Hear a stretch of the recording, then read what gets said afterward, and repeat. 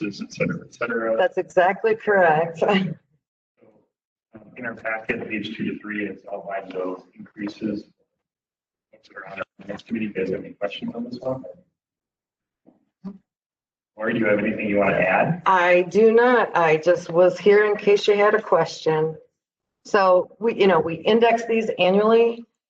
We use the construction cost index as our as how we inflate these. This year, the construction cost index was at 1.26%.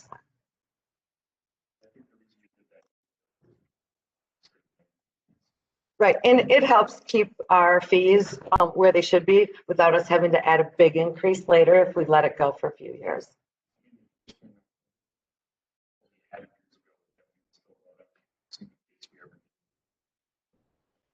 Yeah, and we do this as an ordinance change right now, which needs to be codified and everything else. So in future, maybe for next year, we'll talk about doing this by resolution rather than ordinance. It'll give you a little more flexibility as well. Correct. We'll make a motion on 2A. Take a motion to approve.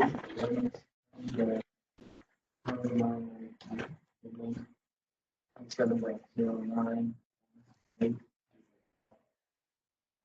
9B C. Kevin, can you pull the microphone closer to you, please?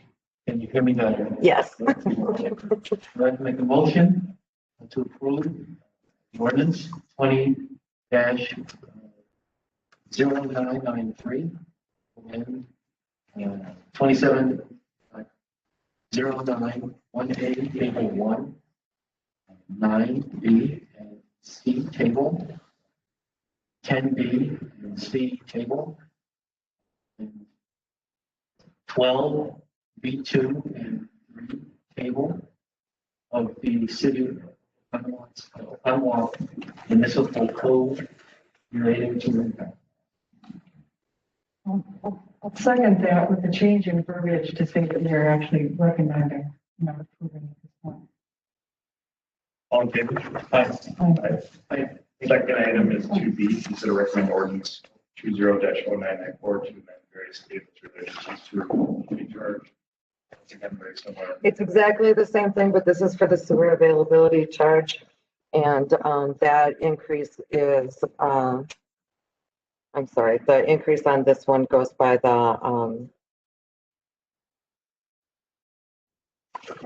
I had it here. It's by the construction cost index again, sorry. We'll do this by Resolution in the future. I just have one request then when we recommend these two to council that you also recommend that we waive the second reading so that we can get this in place for the first of the year. Yeah. I'll entertain a motion. I will make a motion to recommend ordinance 20-0, amend sections 13.623A1, table 1 of the city of Oconomowoc municipal code relating to sewer availability charges. Second. All in favor? Aye. Move to adjourn. So moved. Second. All in favor? Aye. Thank you, Lori.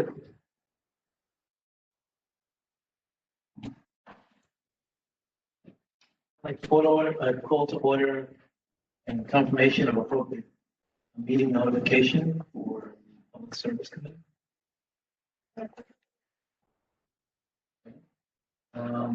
See here, we've got consider, recommend resolution awarding North Lake Road Shoreline Stabilization Project.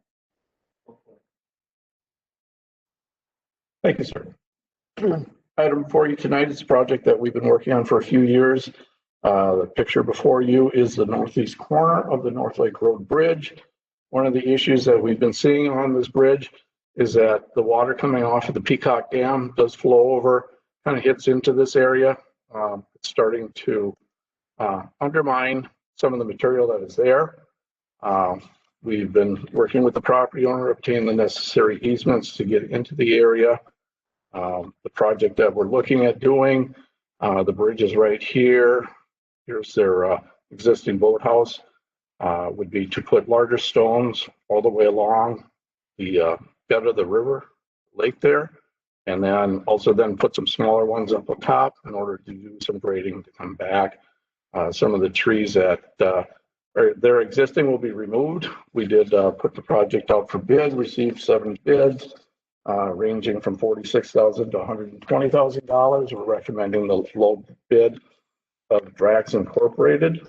One of the things that made this project interesting was out at Pap's Farms, there's been this pile of rocks that have been there for many, many years. I know Alderman Rosick was a little upset when we moved them out, but no, we were able to work with the developer.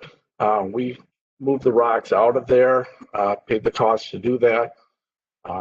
We did that knowing that we were going to go to the DNR and request that we were able to use this material as part of this project. So this material is sitting in one of our storage yards right now.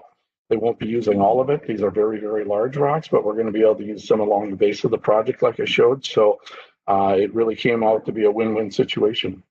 So we are recommending Drax for the work. They are the low responsible bid. Yeah, I have a question as far as the Drax Incorporated. No, we have not. Any other questions? Thank you, Chairman. Kudos to Mark and Stan for cutting the deal with the farms developer and get those tons out of there. Just make sure the ones with the graffiti, you put those into the water. We can do that. Yeah. Those next rocks. That was 2.5 years for your project. Yes. But in the end, it worked out well. I would recommend resolution.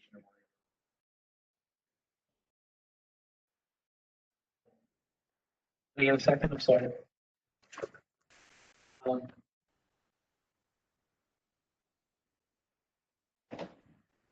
Okay, so the motion's been carried to move. All in favor? Aye. Opposed? So moved. I need a recommendation from Jim. Adjourn. All in favor? Aye. Adjourn.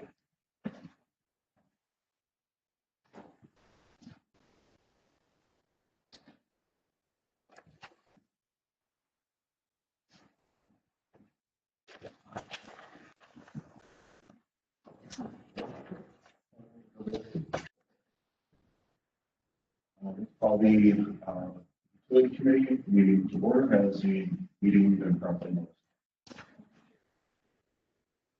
Call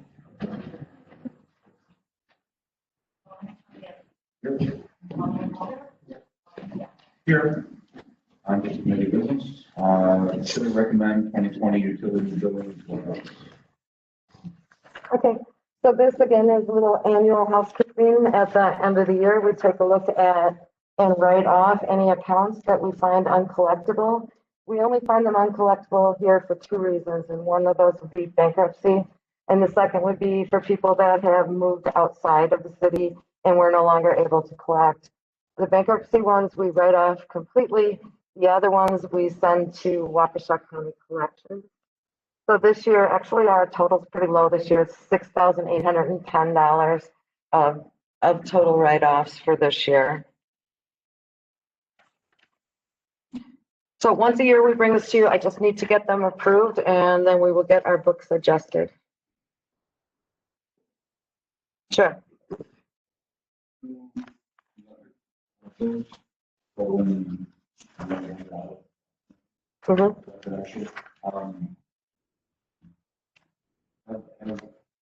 those people been active with any?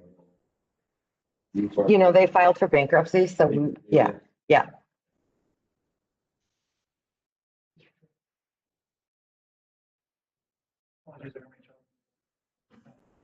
Let's compare it to last year. Yeah, so actually it's lower this year than it was last year. We average it around $11,000 a year, so it's a low year for us. Every once in a while, we have a higher year if there's more of a commercial place or something that goes out of business with a bigger bill. We didn't have that this year. And then sometimes also, if we get like a stoplight hit in an accident and they run off and we can't find them and we have to write that off as well. This year, you have the listing there, just a few residential bankruptcies here. Yep. So, and I think we actually budgeted for quite a bit more than this year too. I think it's in your packet as well. We budgeted for 19,000. So we came in under, and so that's good. You're welcome. Other questions or comments? For a recommendation to accept the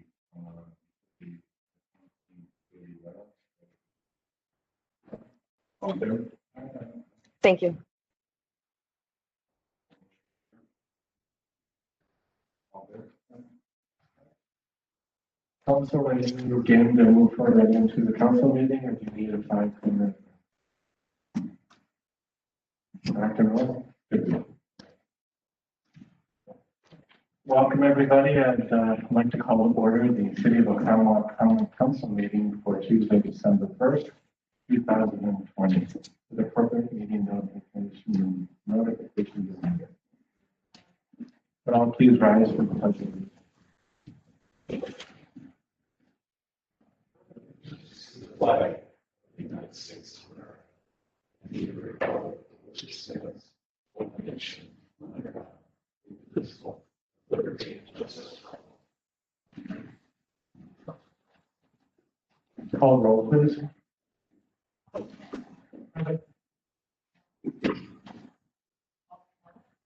Aye. Here. Here. Here. Here. Here. I seek a motion for approval of minutes for November 4th, 2020. Second. All in favor? Aye. Next up are suggestions and comments from citizens. We're going to start first with the Build a Park at 517 team update. So we'd like to introduce Frank and Chris both, who are leading the charge in this fundraising. Hi, good evening. We're here tonight to give you an update on the project. And we started, with pretty much our first press release about the team and how to donate. And that came out during the first week of September. So that was about 3 months ago. And since that time, this team has really gotten together and worked very enthusiastically towards the end of raising $1.35 million for this property. We had a logo, a project name, flyers, and signs. Can people hear me very well? Okay. Were designed and developed. The website and Facebook pages were developed and have been updated weekly. The website so far has had 4,319 unique hits, which is, I think, incredible for a town of this size. And the Facebook has 865 followers. A GoFundMe account was set up.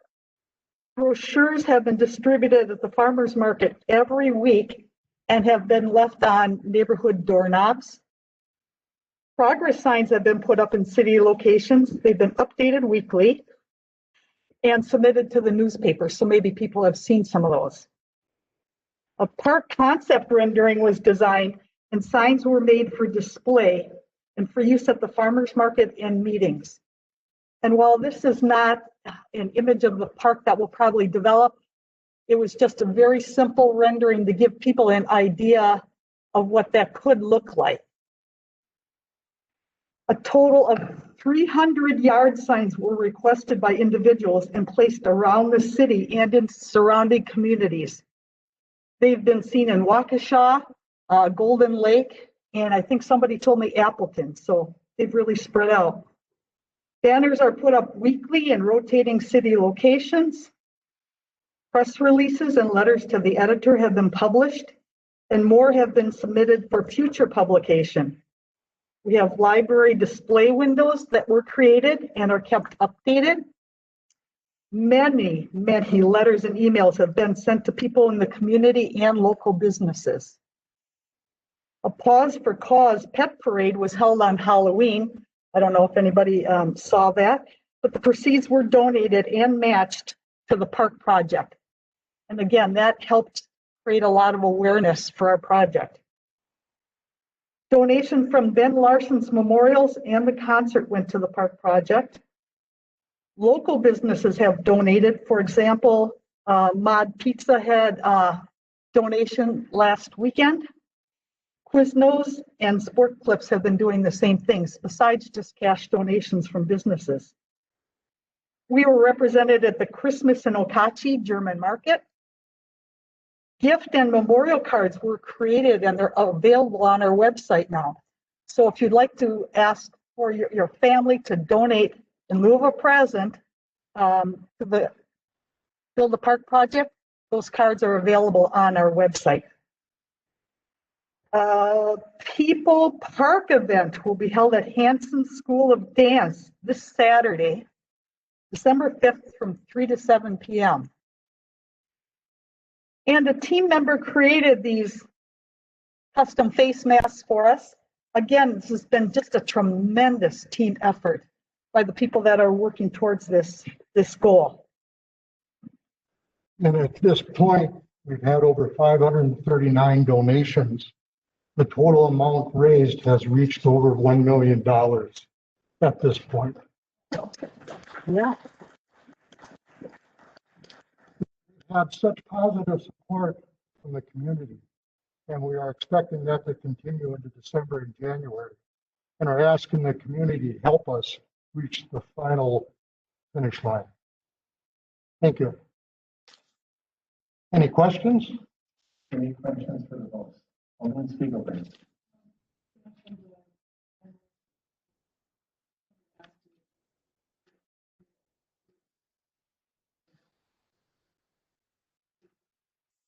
I think at this point, we've been keeping donations anonymous. Yes, pretty careful. If someone wants to be identified, we do that. But for the most part, a lot of them have been anonymous. It's actually been quite a bit. Mhm. Thank you. Any further questions? We will be having, there will be a press release. So we're expecting an article in both the Journal Sentinel and the Enterprise this week, highlighting the fact that we have reached $1 million. So we're hoping that will generate a lot of enthusiasm. Again, we don't have much time left. And even though we've raised $1 million, we still have $350,000 to go, which is not a small amount. So, you know, we really need to push these last 3 weeks. So they have to race to get their donations in before it's over. Yes, or they'll lose out. So Okay. we don't want anybody to do that. Thank you. Anything from the Journal Sentinel?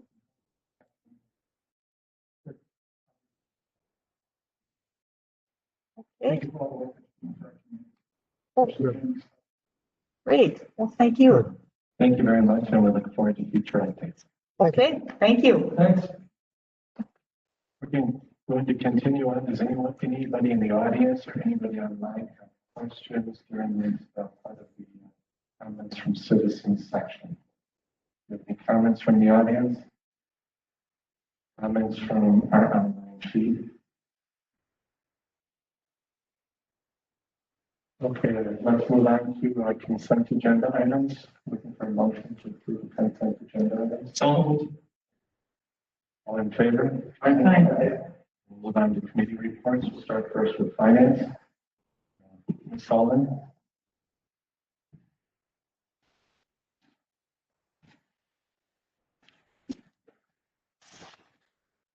Tonight before you is the first reading of an ordinance to index the current impact fees for the city of Oconomowoc. We use the construction cost index, which this year is about 1.26%.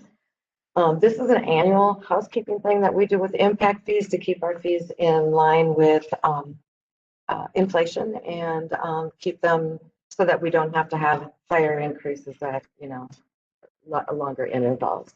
So this comes before you each and every year. The report's in front of you, so if you have any questions, I'll answer. Item 7A1, ordinance 20-1993, and the various city ordinances provided in the packet and also the second reading. I'll second. Any further discussion? Call roll, please. Aye. Aye. Aye. Aye.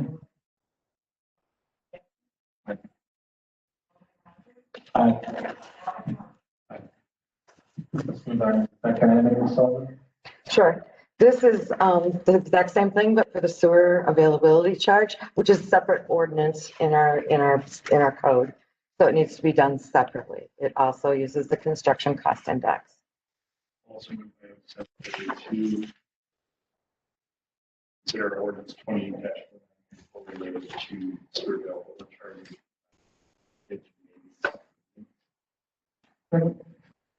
Any further discussion? Call roll, please. Aye. Aye. Aye. Aye.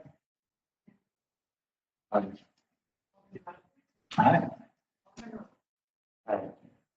Let's move on to public service, which is consider act on resolution relating to the Northwick Road shoreline stabilization project. Mr. Frank. Yes, sir. Thank you. Once again, the item for you tonight is a stabilization project that we need to be doing by the North Lake Road Bridge. Picture here shows the area that's started to deteriorate and become undermined. The flow from the dam is working underneath there, so we have concerns of the stability of the abutments for the bridge. We were able to obtain some very large stones from a different area of the city. And once we had those in our possession, we did reach out to the DNR to see if they would approve that for the use within the project, and they have done that. We put the project out to bid, received 7 bids. We're recommending the low bid of Brax Incorporated for the project, $46,700. We're also requesting the 10% contingency that comes along with the projects, and then we're also going to include the $10,000 cost of the materials that we obtain in advance of the project as part of the project cost.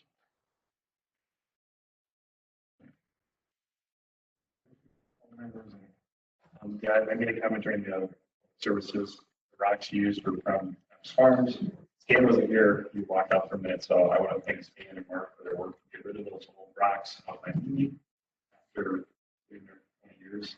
And being able to use them, something positive and save the city some money. So great work. Thanks, guys. Alderman Schultz. You said that the DNR approved the research of the rocks. Did they approve just the entire plan? Is that something you run by them typically in this type of scenario, or?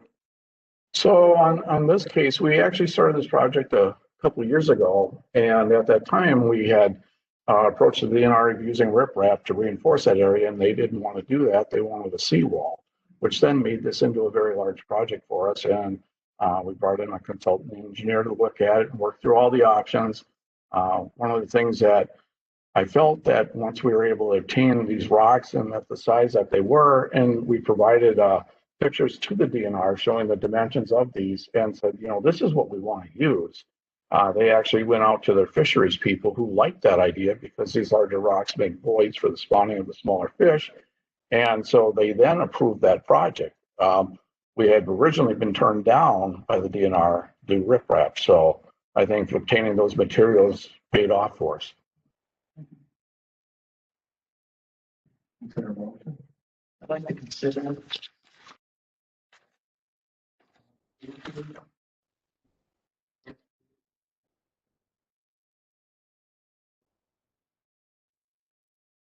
Second. Any further discussion? Call roll, please. Aye. Thank you. Aye. Aye. Aye. Aye. Aye.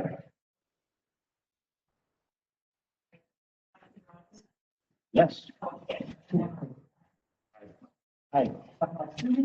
Next item is consider act on 2020 utility building and write-offs.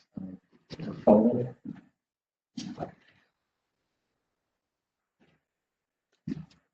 This is a little bit of housekeeping that we do at the end of the year. Before you is a list of uncollectible customer accounts from Oconomowoc Utilities. Now these are only due to either bankruptcy or the fact that they've moved out of our area and we've been unable to collect. Just so you know, the ones that move out of the area, we do turn over to Waukesha County and keep those active in our books in case we can collect them. But so this year's total is $6,810, which is under our average. Our average over the last few years has been about a little over 11,000. So I just need a motion from you to write these off to get our books clear for 2020.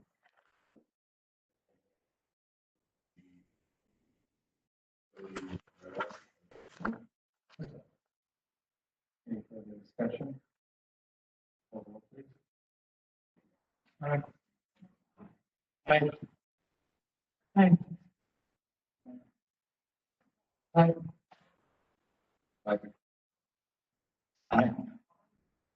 Aye. Under new business, Mr. Duffy, consider act on resolution 20-R2898, approving a redevelopment plan for the Olympia Fields redevelopment project area. Yeah, let me get my presentation up.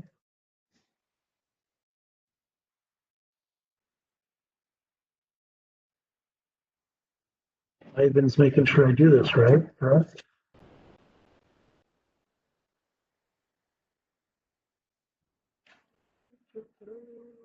I'm not seeing it there.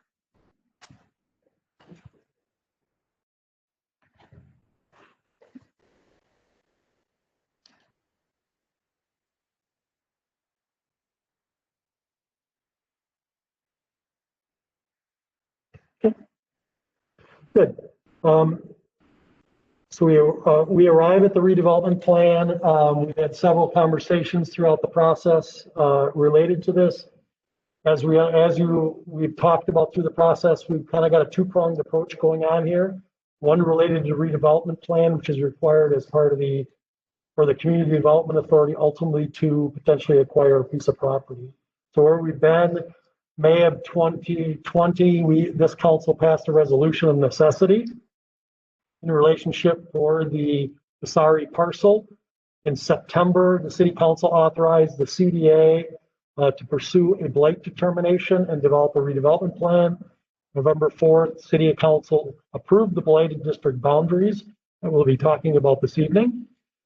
On November 19th, the CDA redevelopment held a redevelopment plan public hearing, of which several people were involved virtually. Those letters were submitted to all of you as part of your packet as well. The CDA also subsequently approved and recommended the redevelopment plan to you tonight. And here we do that final consideration. So to give an overview of the redevelopment plan, it's very specific in statute related to what that needs to do. Essentially provides a framework of the overall redevelopment of this area. It identifies specific development needs. It specifically needs to identify strategies to eliminate and stop the spread of blight, identify those boundaries, land uses, development patterns, and public improvements necessary to implement the overall plan. Also gives the CDA the power to acquire, improve, and dispose of property, which we'll talk about, and as well needs to be consistent with the overall city comprehensive plan. This area involves underutilized lands within the gateway corridor of our community. Future redevelopment investment in this area is identified as one of our strategic plan goals that we all want to try to achieve as a city and U.S. The plan objectives themselves are to foster that private redevelopment in this stagnating area, provide adequate infrastructure. As we know, much of this is private private infrastructure, improve the overall traffic circulation, create pedestrian linkages coordinate future redevelopment activities that we want to encourage to take place, encourage mixed-use development, which is part of our overall comprehensive plan, maintain and enhance the existing structures that are there, encourage additional infill, given some vacancy out there, as well as establish those vision and standards. Statute requires us to evaluate those existing conditions of land use, zoning, and property conditions. These are the foundational aspects of the plan related to this overall Olympia Fields area. Currently, the land uses within the corridor are for commercial and business purposes, and the resort complex is currently vacant. The city's current zoning within the corridor accommodates general commercial along State Trunk Highway 67, which is in red, and multi-unit residential development for the Olympia Resort Complex itself, which is the tan piece adjacent to the pond. As you recall, when you made the blight determination, staff was required to review this area, which encompasses about 65.7 acres. Based on staff's blight determination, many parcels in the area have blighting influences as outlined by state statutes, which are identified in the chart shown. Based on the analysis of the 65.7 acre area, approximately 57.6 or 88% of the parcels are in need of reinvestment and rehabilitation, which is a requirement of the statute. And again, on November 4th, this council concurred with that determination by approving the resolution establishing the boundaries and declaring the area blighted and directing the CDA to prepare the very plan before. So the redevelopment plan again is about, these are those boundaries encompassing 65.7 acres. The current assessed value of the property of the district is 14.3 million as it exists today. So in working with Vanguard Development, the proposed development of a mixed use and infill development is before you. 32.5 acres developed for commercial purposes, which would include medical office, new commercial outlots and structures, as well as the existing rehabilitated commercial real estate that exists today. 11.75 acres for multifamily, continued enhanced water quality for the existing pond and stormwater facilities, as well as 8.5 acres dedicated toward public right-of-way to replace the private infrastructure in place. In order to accomplish this redevelopment plan, the infrastructure necessary is as follows. Currently, much of the roadway system within this area is private. The public roadway improvements need to be upgraded to city standard to accommodate the proposed development, both along Highway 67 as well as to the west.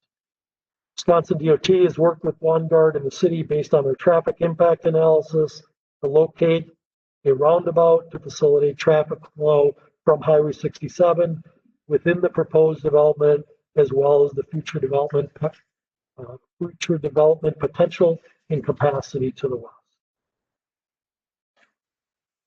Sanitary sewer improvements will need to be installed to accommodate the increased intensity of development that is proposed, as well as place those sewer mains in the appropriate locations to serve the new commercial outlet areas as envisioned.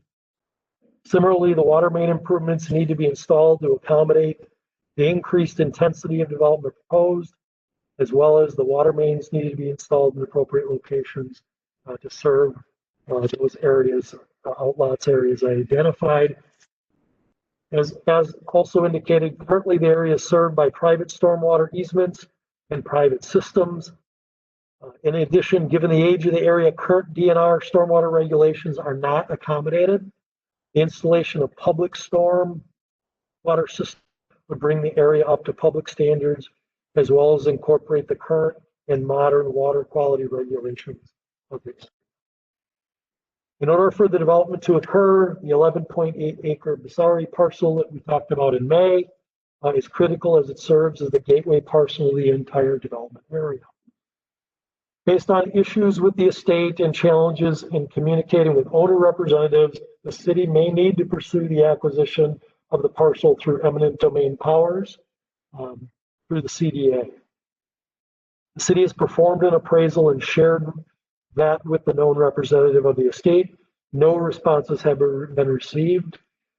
In addition, Attorney Riffle has compiled an affidavit outlining the attempts both the city and Vanguard have attempted to communicate and collaborate with the owners and/or representatives of the estate.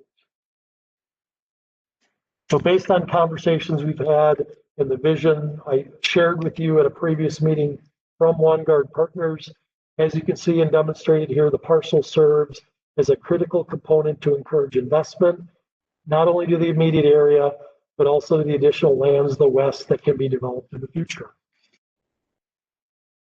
There are approximately 170 acres available for development and tax base expansion to the west. Infrastructure installed at the gateway to this area will be sized to accommodate future development. Although still owned by the Basari Trust, there had been a master plan as requested by the City Council. Wanted to share that as a reminder of the area's potential. With the installation of infrastructure, capacity will be in place to accommodate future orderly growth through those western parcels. It is anticipated, based on the sewer sizing and anticipated zoning, the area can accommodate 860 dwelling units. These could include single-family, 2- and 4-unit condo buildings, multifamily units, and potential senior housing. This plan can't be implemented without investment into the area. We've had various conversations, and we will be having a public hearing next week at Plan Commission related to the overall tax incremental financing district, where we will make initial investments related to acquisition, phase 1 improvements, upfront development incentive, as well as TID creation expenses. Future investment phases in 22 or 23 is phase 2 public improvements, as well as a developer incentive PAYGO for a total area investment of about 18.7 million. Through those scenarios and working with the Vanguard team, that developer and through conversations we're having, guaranteed they would be willing to guarantee investment of 64.5 million, 13 million of potential investment on lands owned or potentially owned by the city, should the council decide to pursue the acquisition of the Basari parcel. Total area investment we envision that could be accommodated by deploying this infrastructure is roughly $77.5 million. So this redevelopment plan provides a framework that will be incorporated ultimately into that project plan as we move forward. So our next steps, City Council, you have before you a resolution approving the redevelopment plan. As we've discussed in previous meetings, this resolution needs to be approved by 2/3 of this body in order to continue to move this initiative and this project forward. Should that take place on December 8th, the CDA would hold a meeting to certify the redevelopment plan, which is ultimately required by the state statute. Finally, and lastly, as discussed, prior to us pursuing any acquisition related to that 11.8 acre parcel, a TIF district would need to be in place to proceed with financing the acquisition of that needed parcel.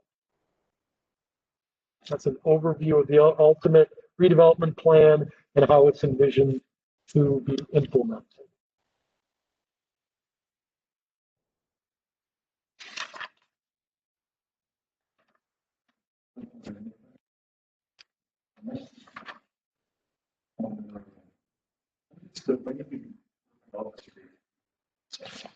Well,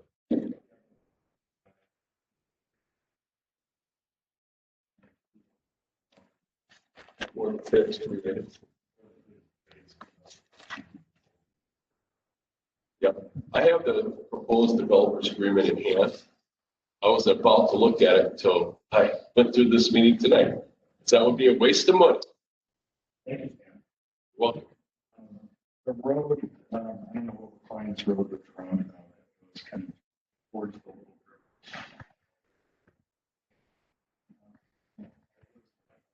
Yeah, there. Why are you building such a big, this is just daunting when you guys are looking at the slide. Why are you building such a big road to go nowhere? Or is there going to be intention to connect that eventually to the other part? Because right now it's stopping. Is this just a proposal? Ultimately, there was a traffic impact analysis done on this overall area, but also in conversations with the Department of Transportation, they also need to look at and accommodate everything to the west. So, yeah, in the event we can. Excuse me, you need to speak into your microphone. The people that are listening online cannot hear you. Thank you. Not sure if they're scolding me. I just feel like it's really loud in here. So, I mean, there would be a goal to connect that at some point. Yes. Yep. That's how it's envisioned. But again, understand nobody, the Basari Trust controls all that land to the west. But it's set up to be able to do that. I'm excited to see this project forward. This has been something that has been worked on for the redevelopment of this area for generations, at least years. And that road would be the main entryway into the residential development western side of it, which would, this is the first step in the development of overall approximately 300 acre city as now as stated it. Council, mayor, developer, and all parties involved have put a lot of effort into this. Make these statements because this is not something that has come about quickly. This is something that is been vetted and will continue to be vetted and continue to set public input, public meetings coming up. It is, I believe, the biggest project since Farms, and will help to shape our community moving forward for years to come. So, with all of that in mind and said, I'm excited to Alderman Mulder.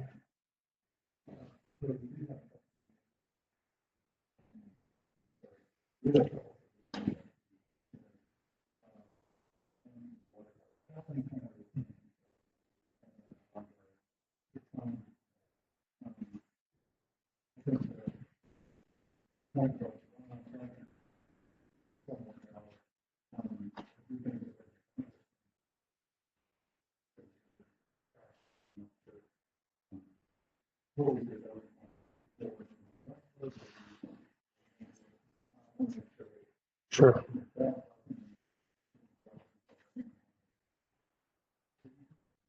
Yeah, and again, as it relates to the general redevelopment plan, we're not at the detailed stage to be able to define everything. We have met with the property owners, the mayor's met with them.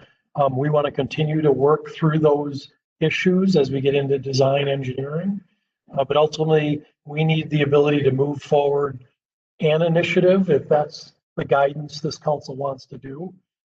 I know that the party from Water Tower Center is here. The party from Vanguard is here.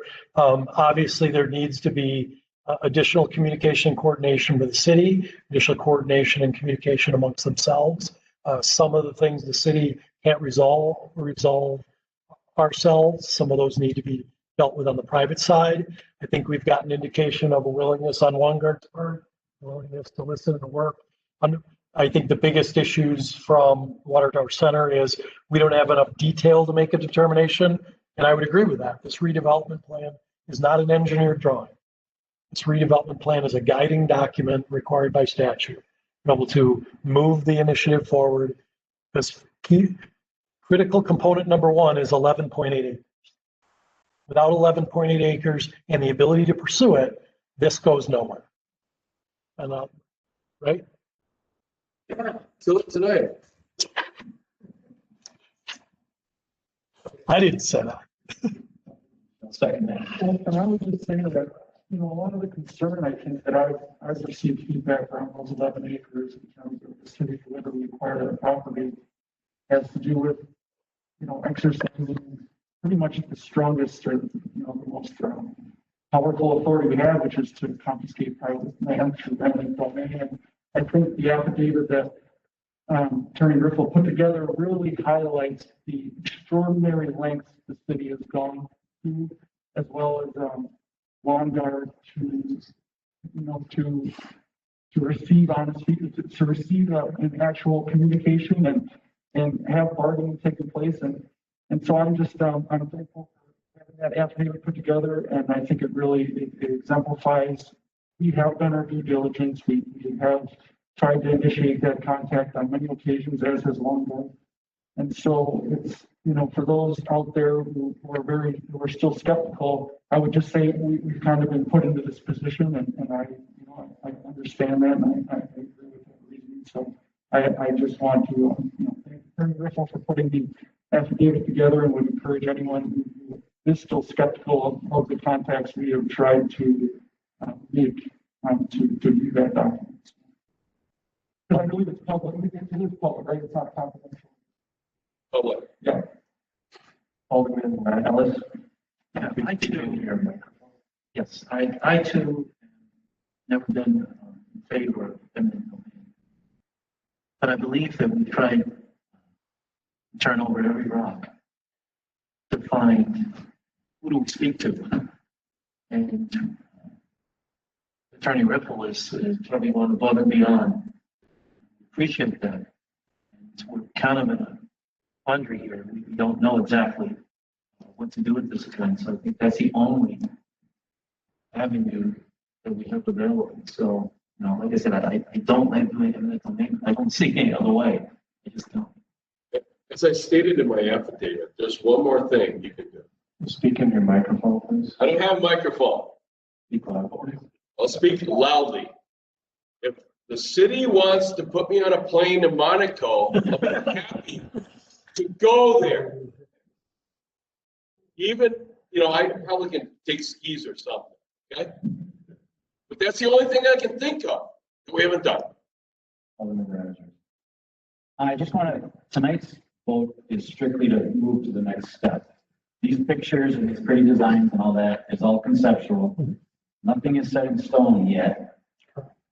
So at this point, the things that I'm kind of asking about is roundabout location. Why do we have to pay to bulldoze a resort that we have nothing? I need help understanding why we have to do that for somebody. And then with respect to the medical building, I need a little help understanding. I feel like that I'm scared that's going to be a dinosaur. Trust me, it's harsh for the developer. But it just, these are a couple of things that don't smell good right now. So I just want to get that out there because we get one chance at this.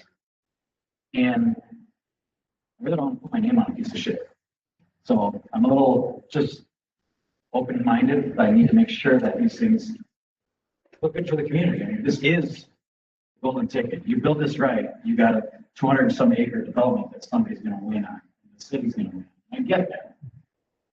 I feel like we're doing it backwards, but I don't have X number of $1 million on the table trying to put this together. Yeah. Alderman Spiegelberg. First of all, I'd like to say that I hope that Alex is going to quote you on that in the newspaper on Thursday. I'd just like to say I'm all in favor of going forward with this and taking that next step. And thanks to the mayor for being in the trenches on this from day one, and also for the transparency that's already been there since the inception of even the conversations. And that's another thing that we need to continue to be showing for our public is the transparency of this entire process going forward, because we will more than likely have greater support if they do see that transparency. Alderman Zappa. all of that, for that comment on open transparency. I haven't checked, but CDA, we did ask that our CDA meeting was posted live. So, and the different parties that are addressed here spoke at the CDA. Alderman Rozak. So a few quick things. One, did the CDA vote on this redevelopment? They did. They did. Show up at the public hearing other than Vanguard and Fleming. An individual by the name of Yvonne Migavok, whose letter was in your packet. She represents the RCI timeshare over at Olympia. Those are the individuals who both submitted formal letters as well as participated in the public hearing, which we did virtually.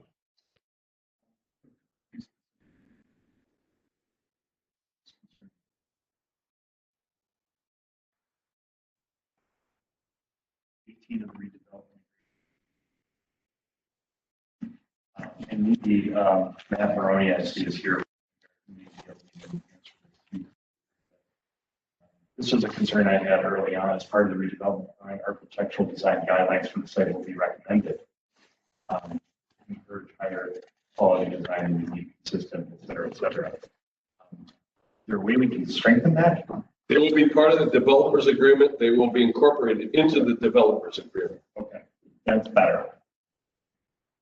Why is it just a recommendation in this redevelopment plan? Is that A all? redevelopment plan is sort of just a plan, So but you got to put meat on the bones when you get right down to it. So, and I'm seeing Matt shaking his head in the affirmative, that you don't mind us putting some architectural guidelines in that developer's agreement. I mean, you guys want that, right? You want the development to look consistent and nice. Alderman Kamiansky. We've had some conversations about that specifically to address that concern. Vision board or some kind of material list to ensure that the quality is consistent throughout. I think is very important. And again, tonight's motion and hopeful approval will allow us to take those next steps to get into the detailed level. There are some things those will continue to be addressed, but we can't get there until we get this done. And I think, again, I hope the public provides any of those concerns or comments or questions that they would have through our public in our districts. That's our job. So at the end of the day, everybody is as happy as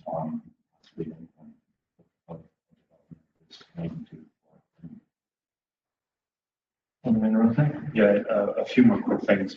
I think I would be remiss in my role that everyone knows me as being critical and looking at everything with a very critical eye. The entire plan there are concerning things. Medical office building that Andy mentioned was something I brought up before. I'm concerned about that part of the project, and I'm concerned about the amount of retail that's proposed. I think we have, if you look at the pictures, there's 3 parcels next to what used to be Associated Bank. I don't know what it is now. Sherwin-Williams. And it's something that Matt is very well aware of because I've talked to Mr. Maloney about that. In an area like that, with a brand new 67 frontage, those 3 parcels have never been developed. And maybe it's because the road's terrible, it's terrible access and all that. But we're talking about a large development that we're being promised is going to come. The 3 parcels that have been sitting there level, ready to build on, have never been built on for 20+ years. So I do have concerns about that. I think overall, this is a good project. I've heard nothing but good things from the constituents I've talked to that we need to do something with it. But we need to have a cautious eye, and we need to have a little bit of understanding that promises of the retail and the commercial and all that may not all come to fruition. And it may look very different than what we're approving tonight 10 years down the road. just one clarification as it relates to the pieces abutting Highway 67, and Matt can confirm this. But part of the lease of Kmart required the retention of those parcels to be left vacant or a view shed to their sign. Is that a correct statement? So that's something that publicly, factually, people aren't aware of.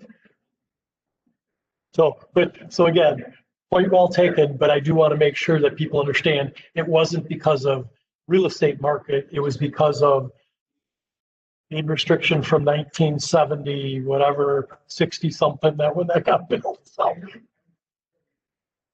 Right, absolutely. Yep. Yep. You're correct.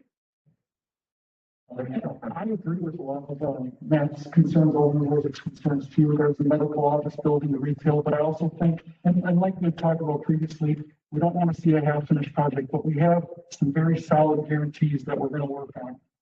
64.5 million is a guarantee, and we're going to make sure that we hold them to that. And I think that's a really promising aspect of this agreement for the community, that we're looking out for the taxpayers. We're looking out for our community as a whole.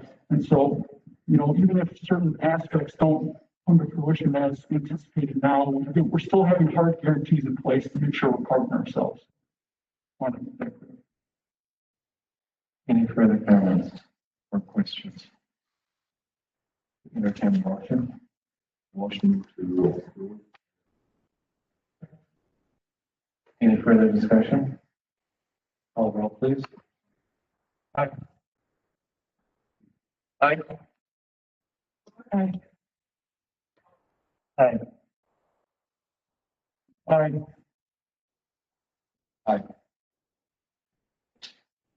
Aye. Let's move on to staff reports, and we'll continue on with Mr. Duffy. Continue to make sure that Our staff report is a Commonwealth response. Commonwealth responds. Yeah, I'm trying to share my screen again.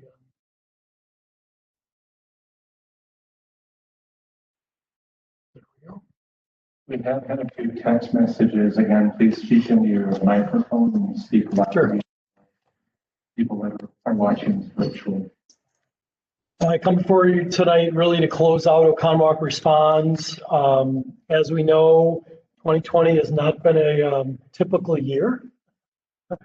It has been continually interesting on all levels. So, you know, 2020 has brought a new virus with, you know, lack of knowledge, where we're going, what's that impact on health, safety, business. A lot of unknowns, a lot of concerns by community members, businesses. That fear and uncertainty exists and continues to exist. The city, through the mayor and this council, conversation of what to do was a very important one, that we had a conversation back in April, and it was decided to be proactive and form a task force to focus on the city, its residents and business needs. Really, we're going to recap that. As we promised, we were going to go through, and the goal was to close this out by the end of the year. Here we are, December 1, indicating what we've done and ultimately closing it out. So to assess needs, the Oconomowoc Response Task Force conducted 2 surveys. The first was the business community, another for our residents, nonprofits, and faith-based organizations. All of those were done online. The business survey had about 115 respondents. The community survey had about 325 respondents. That community feedback really became our basis for understanding the community's needs and what resources they were looking for to address during this difficult time.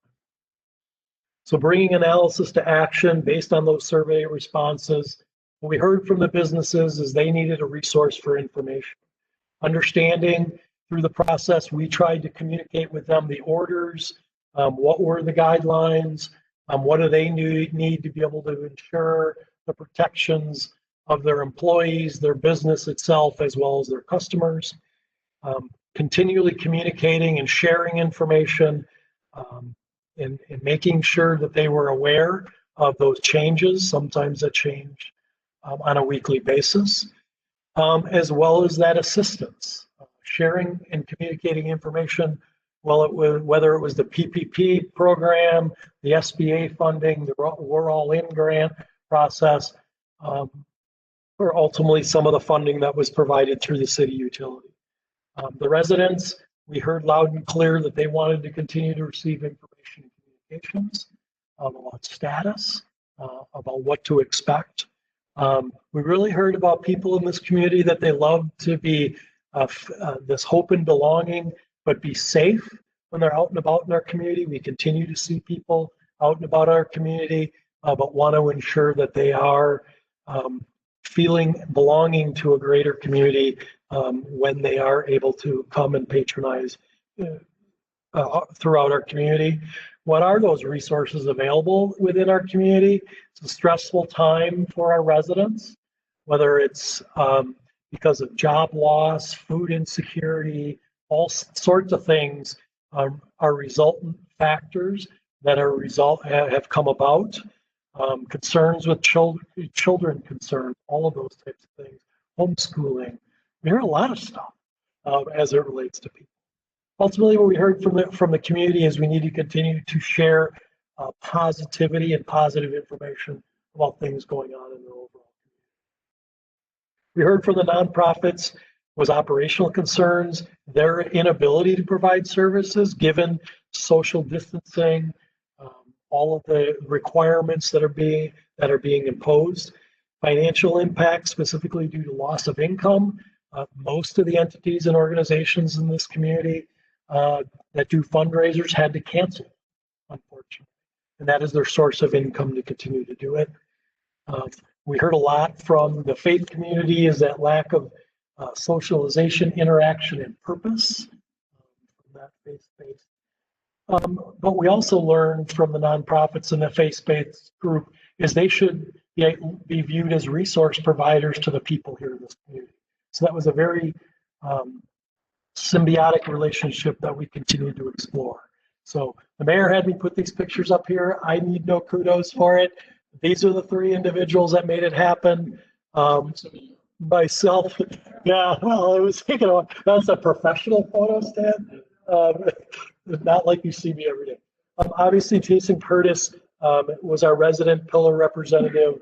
Again, an advocate for kids in this community, an advocate for people overall in this community, and Pat Newdecker related to our faith-based community.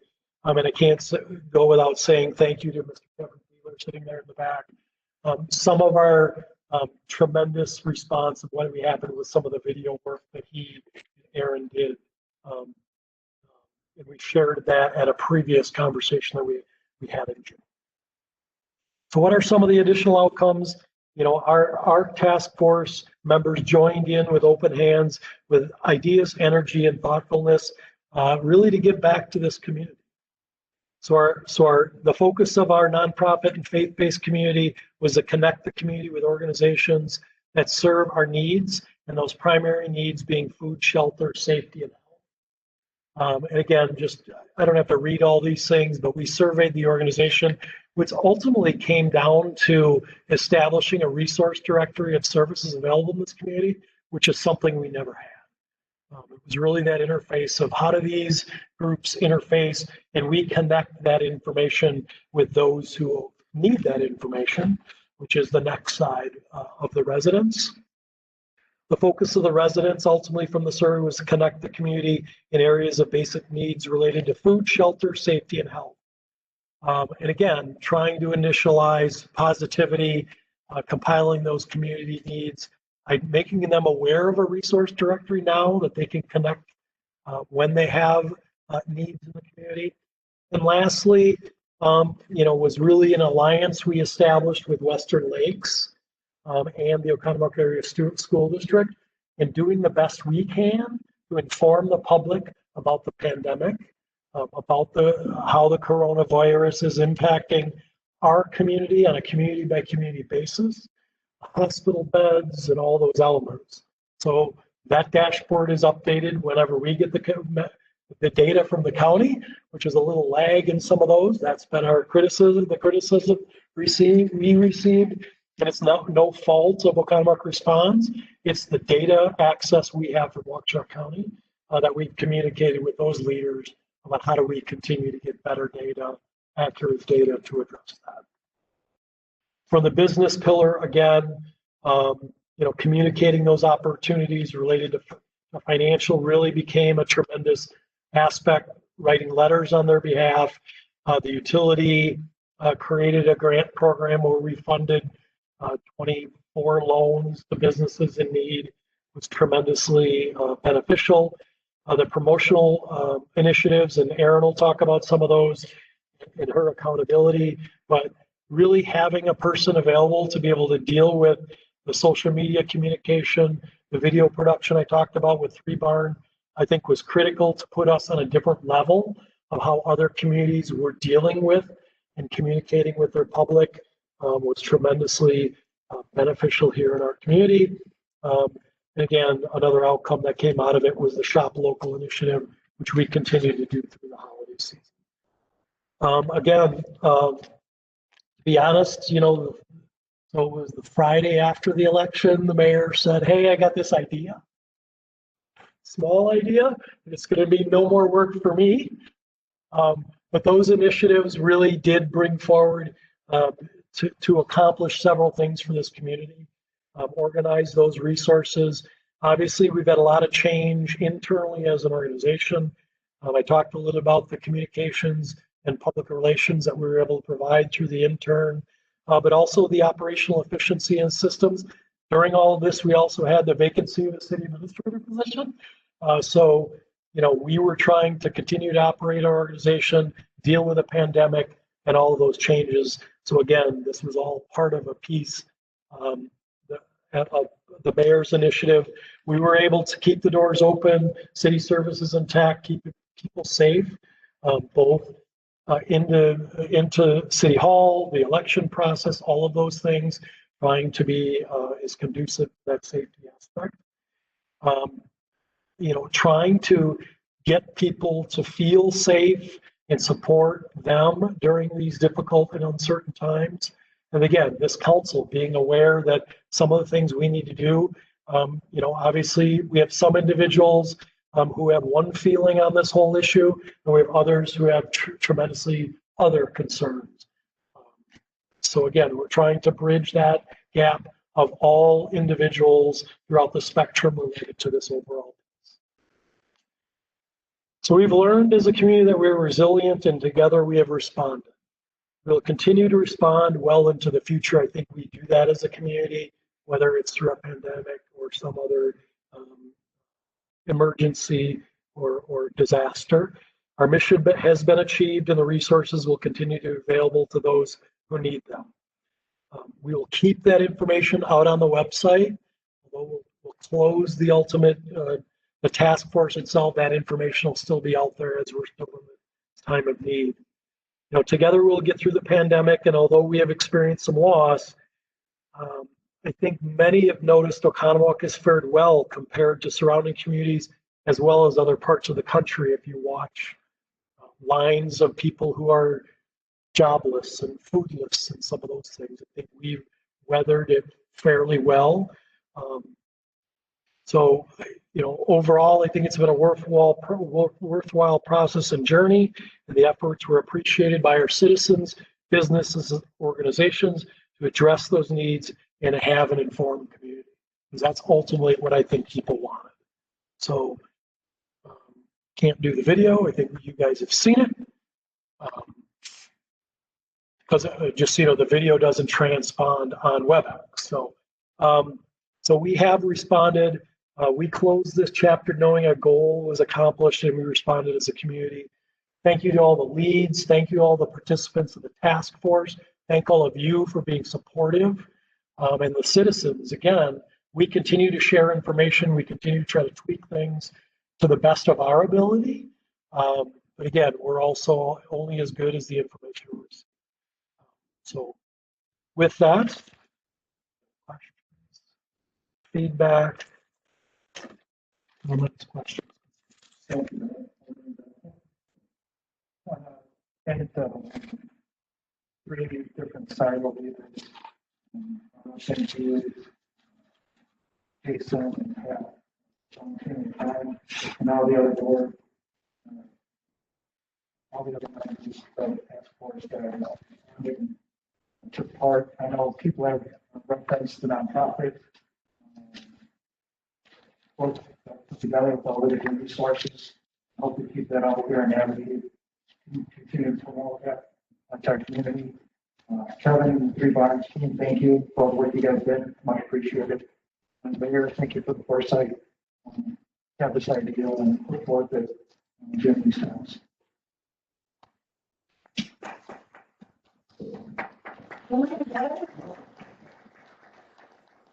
Kevin, thank you to everyone. Let's move on to our next staff report, our marketing and communications intern report. Ms. Erin Van. Hi. Just a heads up, there's a lot of projects in this PowerPoint that don't necessarily show very well on PowerPoint, so I do have copies of all of them for each of you that I will hand out at the end. Yep. Is that better?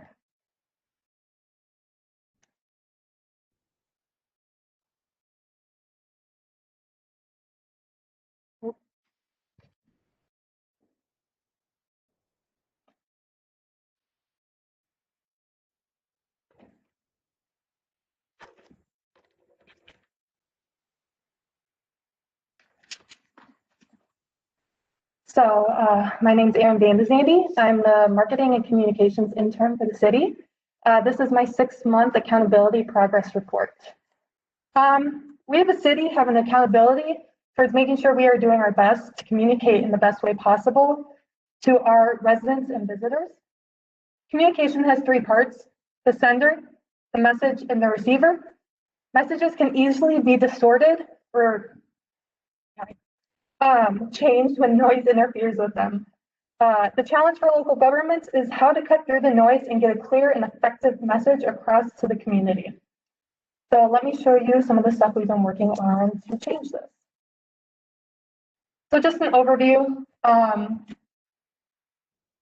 So first I'm going to talk about the opportunity, then I'm going to talk about some of the projects I've worked on, social media, Three Barn, and then what's next.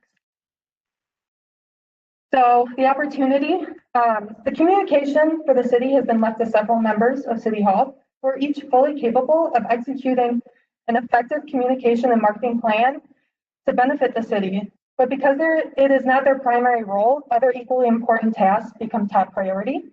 My role relieves this pressure by gathering the missed opportunities due to time and responsibility restrictions to help make Oconomowoc better in the communication and marketing realm. Also, it just bringing in interns brings fresh ideas and content and also skills into the mix. So projects. So for the community resource directory, the goal is to compile a resource directory of local resources to fill the need asked by residents in the community survey. The challenge was that I started this project in the middle of the pandemic and also after results were already collected.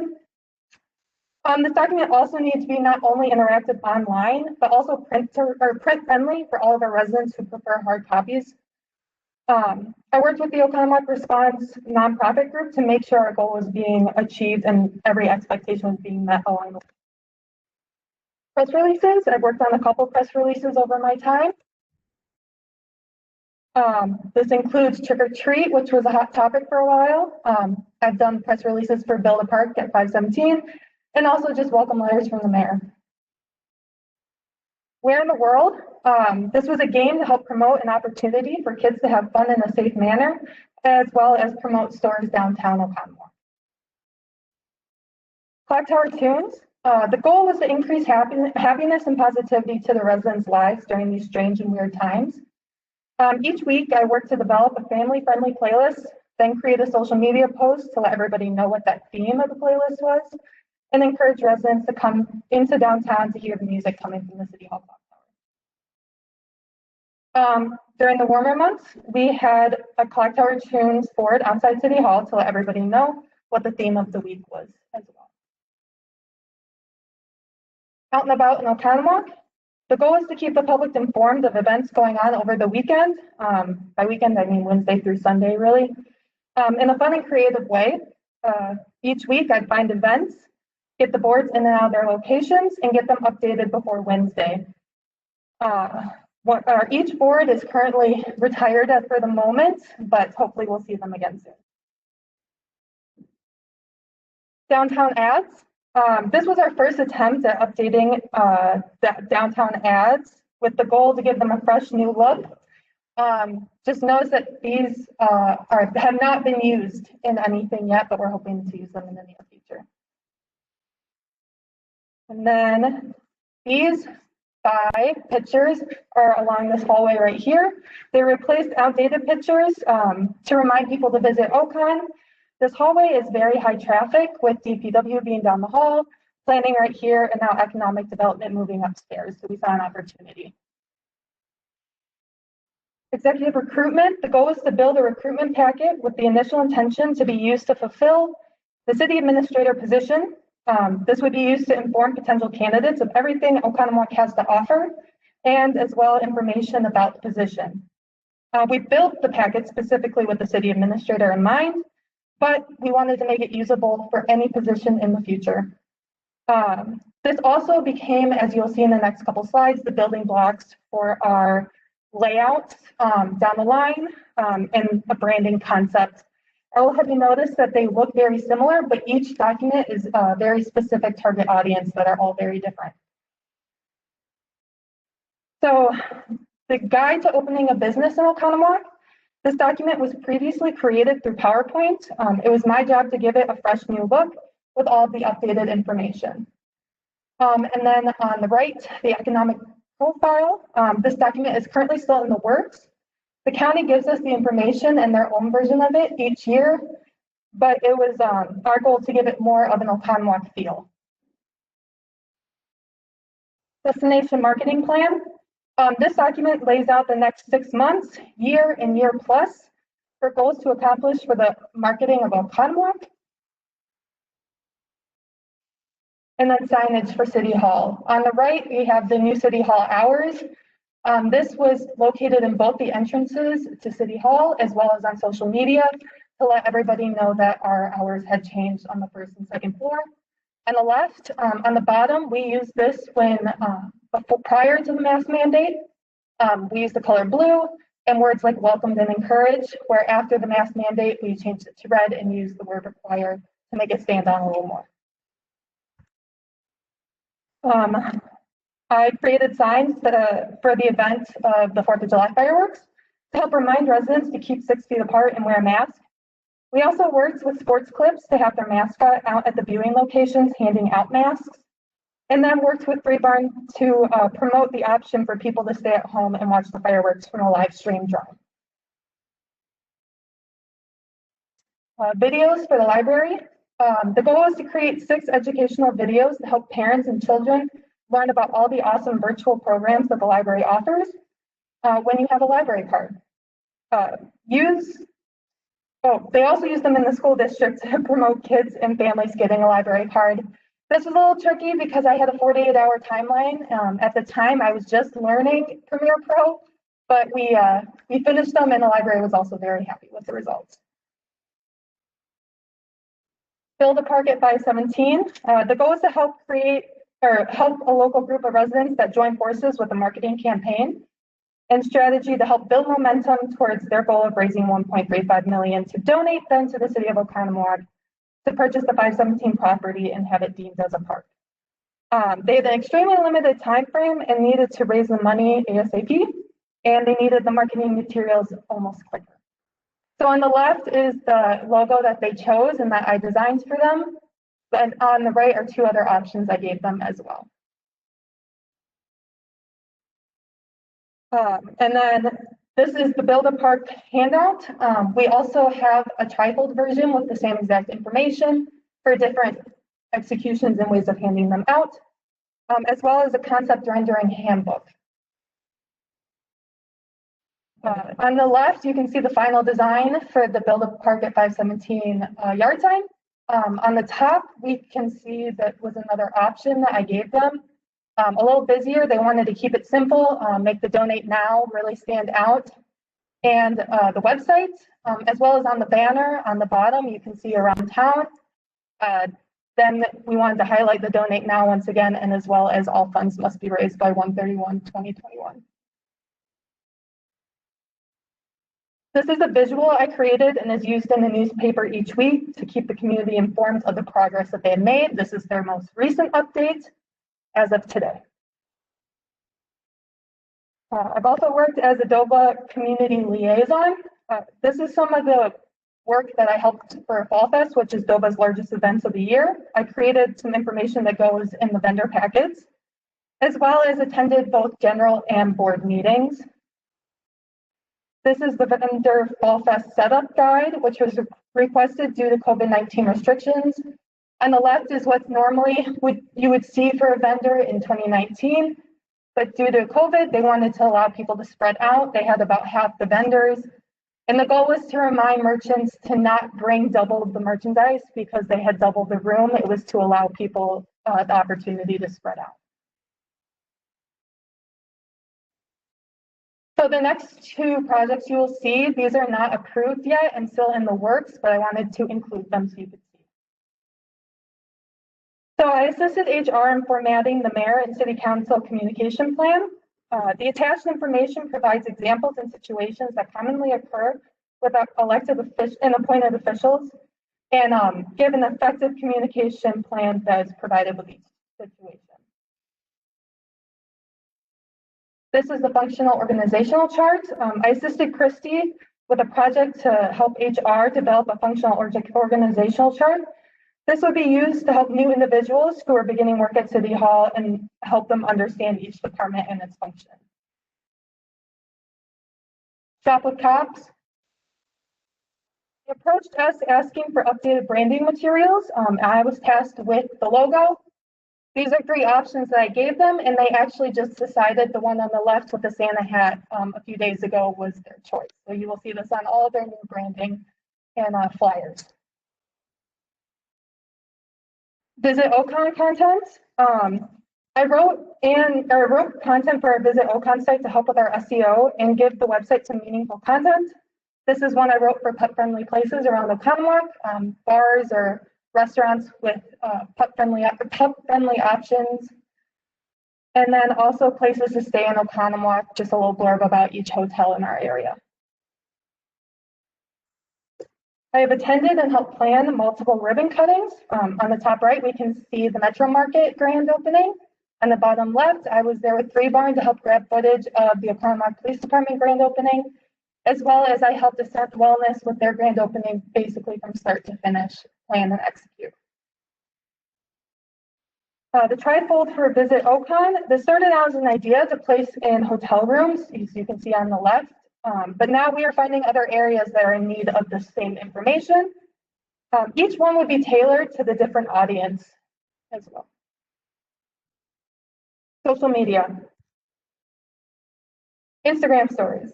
This goes hand in hand with trying to build a better Instagram presence. Our Facebook is established while Instagram targets a younger and growing audience. Stories allow you to save memories and use recorded events and other things so when people search us up, they can see everything we have to offer. With COVID, this has been a little difficult and challenging, but could be especially helpful in the future. What's happening Wednesday? Goal is to keep residents of Oconomowoc informed of local events going on in the community. What's happening Wednesday is released every Wednesday on Facebook and Instagram. When nothing's going on, we try to always support local. So on the right is what's happening Wednesday Instagram version, which is used through the stories and saved throughout the week. And on the left is what we use on our Facebook. And this is also a shortened version that we created for the winter months when there's less events going on as well. Bi-weekly ordinance reminders.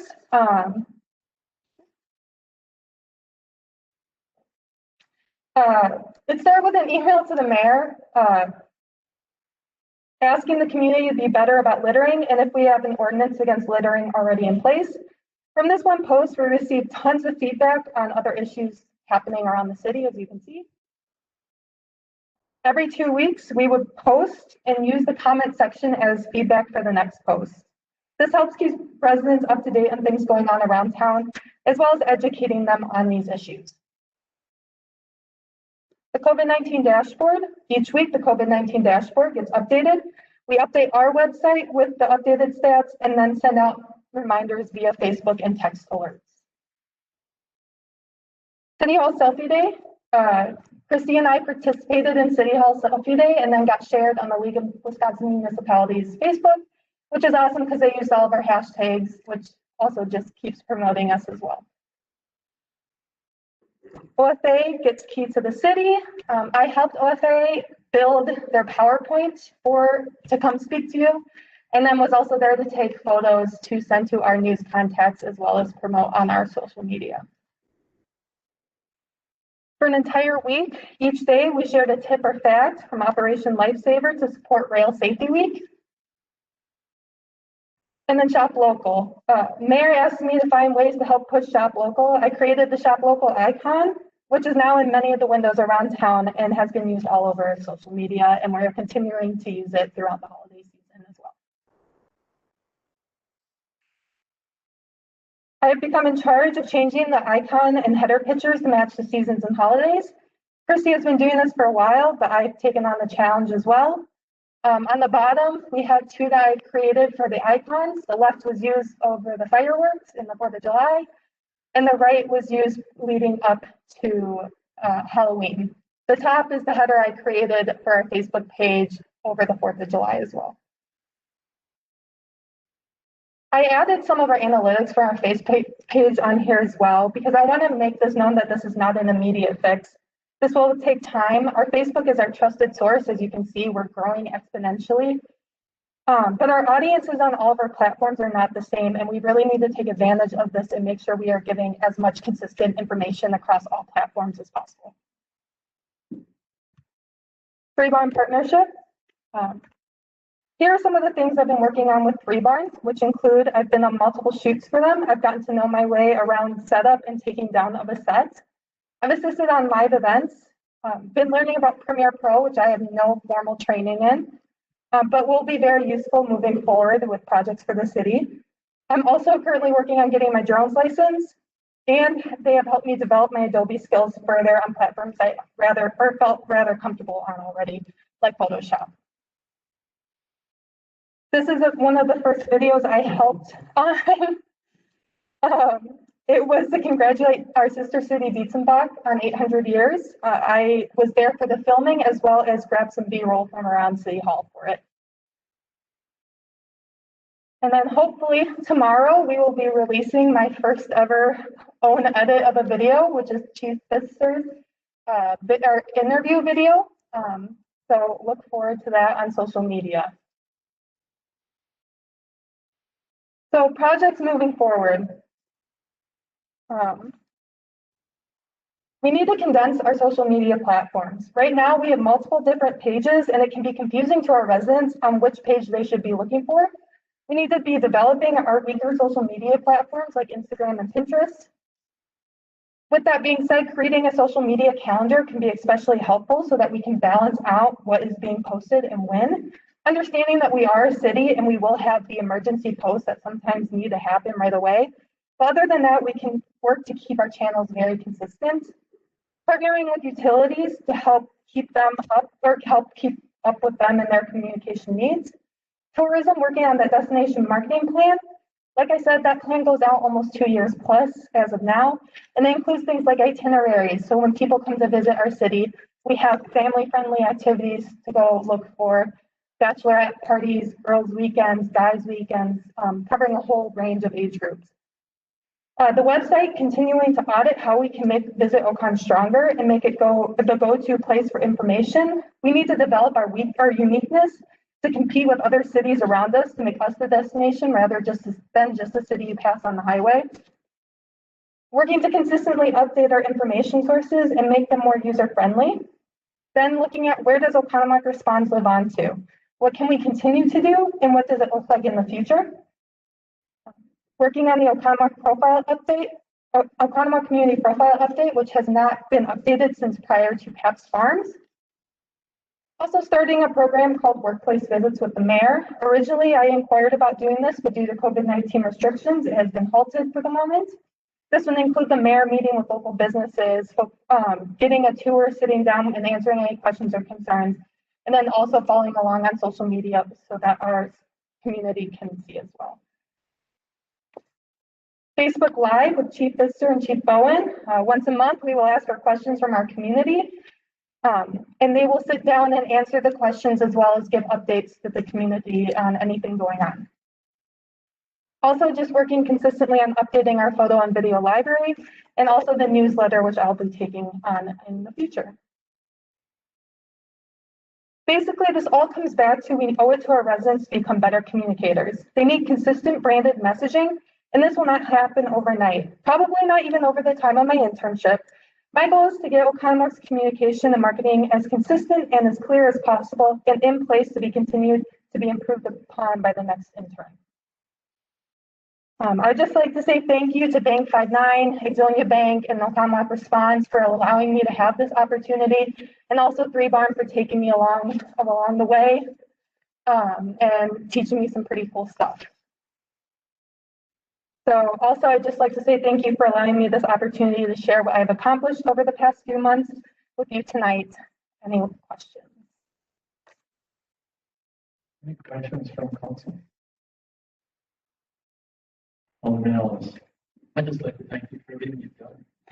I got very tired just listening.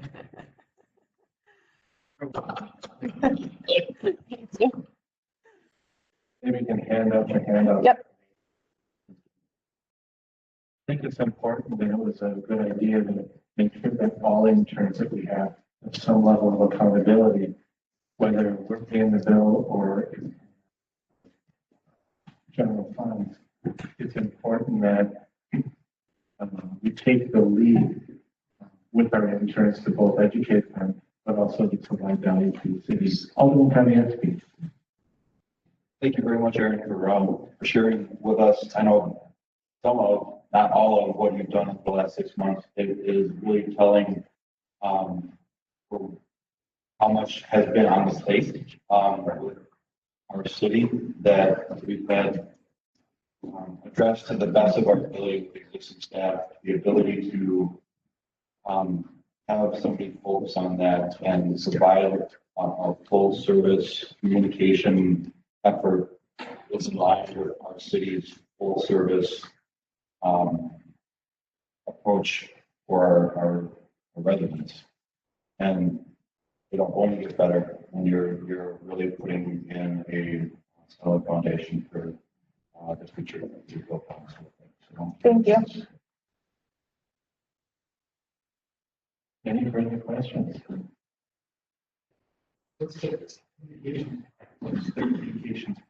The destination marketing plan?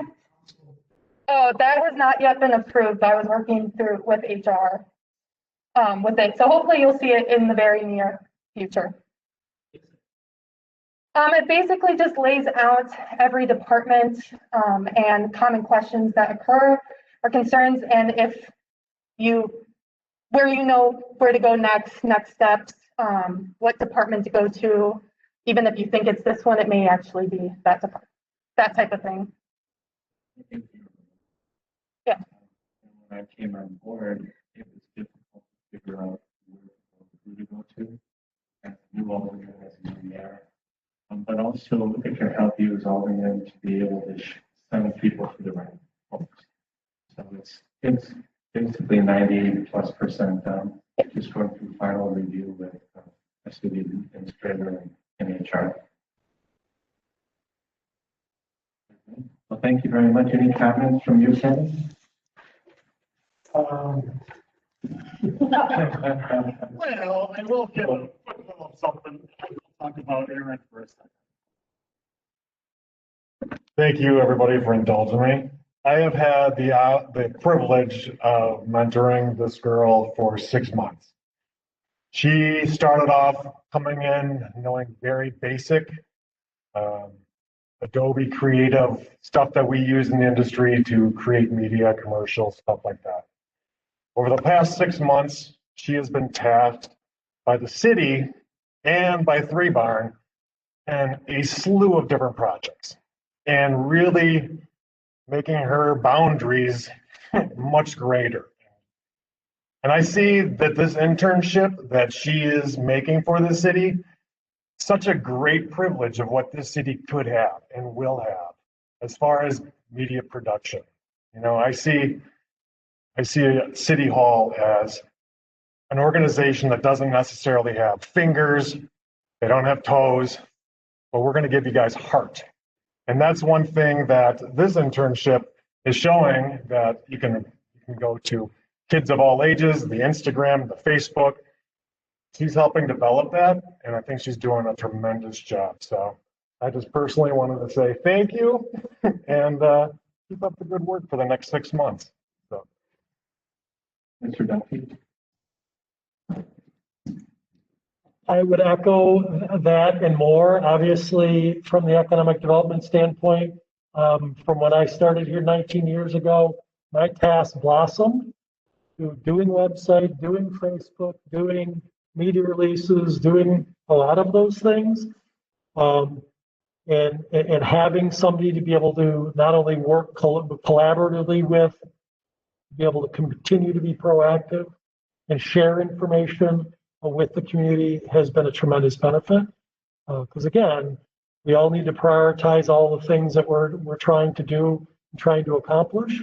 But just having an additional resource there when some of those things we could shift priorities, move some things, make sure that we know it's continuing to happen while other priorities are being addressed, is just all the better for the city, this community, and the people that live in it. So, and Erin has done a tremendous job in being a great asset to the team of this organization, as she showed, not just from an economic development tourism perspective.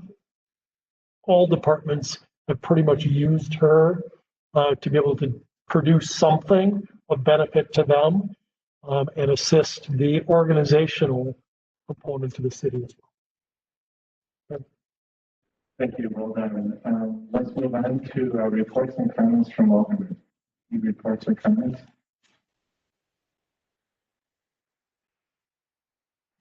No reports. There are no reports and comments from the mayor, so I'd like to thank everybody today and would entertain a motion to adjourn. All in favor? Thank you all, and great job, Erin.